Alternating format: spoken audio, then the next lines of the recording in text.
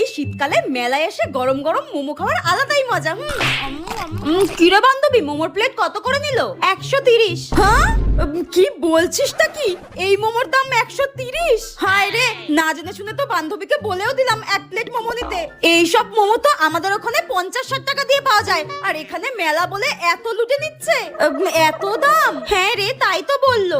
ইস, আগে কি সুন্দর 10-20 টাকায় কি সুন্দর সুন্দর জিনিস কিনতে পারতাম, আর এখন মেলায় পুরো লুট চলে, লুট। এইরকম নকুলদানার সাইজের মোমো কখনো এত দাম হতে পারে? আমার তো নেওয়াটাই উচিত হয়নি না জেনে। আবার স্যুপ দিয়েছে দেখো না, একটা বাটিও জটেনি। কফি খাওয়ার গ্লাসে দিয়ে দিয়েছে। ই বাবা, পাতলা জলের মতো পুরো স্যুপটা। আমার তো মনে হচ্ছে দোকানদার টাকটাই ফাটিয়ে দিয়ে আসি মেরে। স্যুপটা খেয়ে দেখি তো কেমন লাগছে। ইস, জলকে স্যুপ বলে চালালে কি স্যুপ হয়ে যায় নাকি কখনো? ধুর, নিয়ে ফেলেছি, এখন তো খেতে হবেই। টাকা না দিয়ে তো এখান থেকে পালাতে পারবো না।